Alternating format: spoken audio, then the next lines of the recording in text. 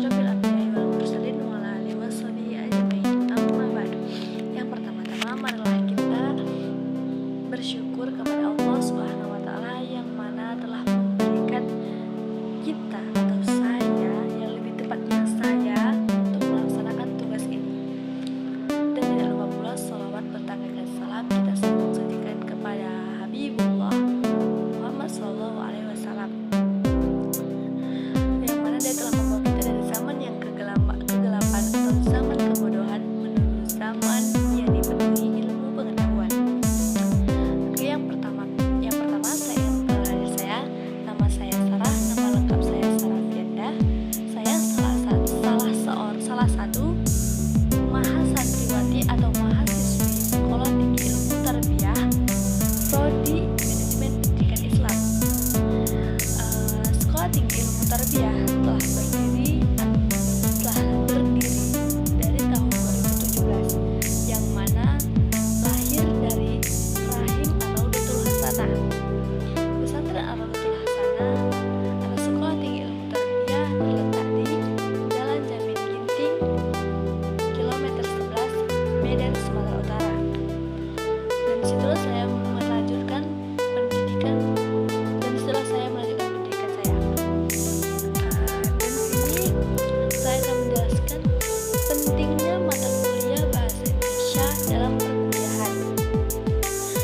Dalam bidang pendidikan, proses pembelajaran menjadi pilar utama karena tercapai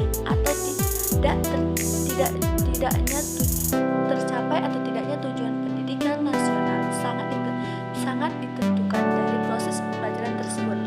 Berbagai mata kuliah diajarkan di perkuliahan, salah satunya adalah pelajaran bahasa Indonesia. Bahasa Indonesia merupakan salah satu identitas bangsa Indonesia. Karena itu, mata kuliah bahasa Indonesia memiliki posisi yang penting dalam perkuliahan. Bahasa Indonesia mempunyai kedudukan yang sangat penting dalam kehidupan bangsa dan negara Indonesia dalam negara Indonesia. Pentingnya peranan bahasa itu bersumber pada kedudukan bahasa Indonesia sebagai bahasa nasional dan sebagai bahasa resmi negara. Hal ini mempunyai fungsi sebagai alat untuk menjalankan administrasi negara, sebagai alat mempersatu berbagai masyarakat yang berbeda-beda latar belakang sosial, budaya, dan bahasanya, dan media untuk mengkomunikasikan kebudayaan nasional. Tujuan pembelajaran bahasa Indonesia di perkuliahan tentunya bukan hanya mahasiswa lulus dalam ujian, melainkan mereka harus mampu berkomunikasi dengan menggunakan bahasa Indonesia yang baik dan benar. Mereka dibimbing dalam keterampilan berbahasa agar mampu memahami bahasa yang dapat menambah pengetahuan dan pengalaman, agar mampu berkomunikasi dengan baik dan benar. Pentingkah mata kuliah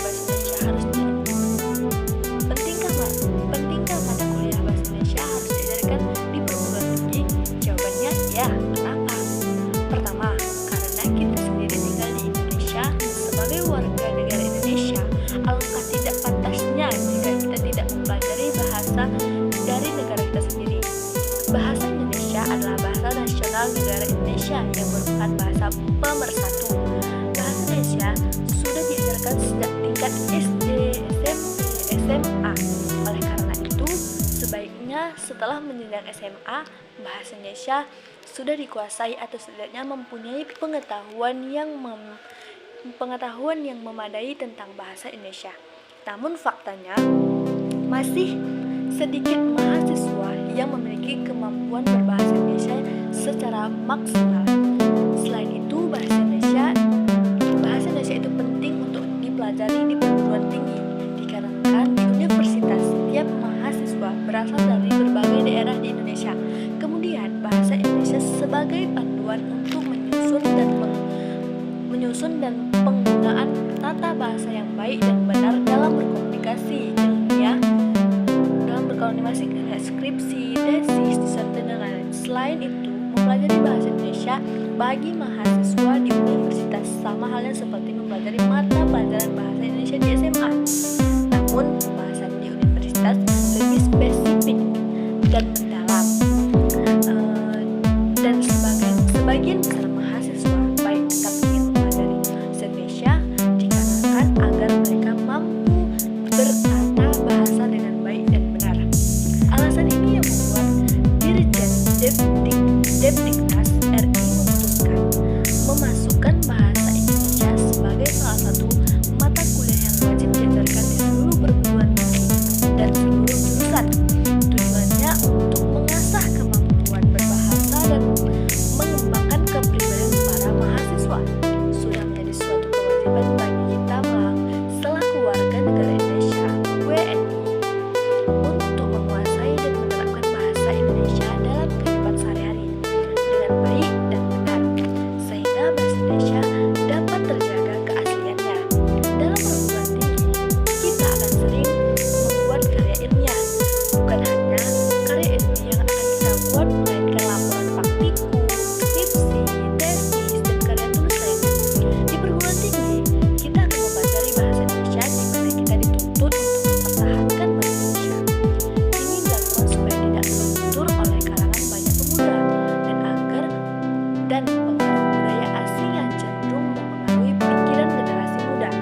Di dalam mata kuliah bahasa Indonesia, kita pasti mempelajari dan memahami arti pentingnya tata bahasa dan ejaan yang disebutkan EYD atau yang disebutkan EYD dalam pembuatan karya ilmiah dari Indonesia. Setelah kita bisa memahami EYD dengan baik dan benar, kita akan bisa mengetahui konsep penggunaan bahasa Indonesia dalam kehidupan sehari-hari dimanapun kita berada. Sebagai seorang mahasiswa, selayaknya kita menambah kosakata yang sesuai dengan kemampuan yang kita tekuni dalam perguruan tinggi. Kita harus bisa menggunakan diksi-diksi yang baik dan kalimat-kalimat yang efektif sesuai jenjang pendidikan, bukan seperti anak SMA dan SMP lain. Dalam buku karya ilmiah, penggunaan bahasa memiliki arti yang sangat penting. Bahasa adalah alat komunikasi lingkungan manusia, baik secara lisan maupun tertulis. Untuk penggunaan bahasa Indonesia, dalam suatu karya ilmiah berarti menitik beratkan suatu bahasa sebagai alat komunikasi berupa tulisan. Karena itu, penggunaan bahasa dalam karya ilmiah sangatlah penting. Pengertian dari karya ilmiah sendiri adalah laporan tertulis dan dipublikasikan yang merupakan hasil penelitian atau pengkajian yang telah dilakukan oleh seseorang atau sebuah tim dengan memenuhi kaidah dan etika keilmuan. Terdapat berbagai jenis karangan ilmiah, antara lain penelitian, makalah seminar, atau simposium, artikel jurnal, yang pada dasarnya kesemuanya itu merupakan produk dari kegiatan ilmuwan. Nah, untuk di tingkat perguruan tinggi, khususnya jenjang S1, mahasiswa dilatih untuk menghasilkan karya ilmiah seperti makalah, laporan praktikum, dan skripsi atau tugas akhir yang disebut terakhir umumnya merupakan laporan penelitian berskala kecil, tetapi dilakukan cukup mendalam.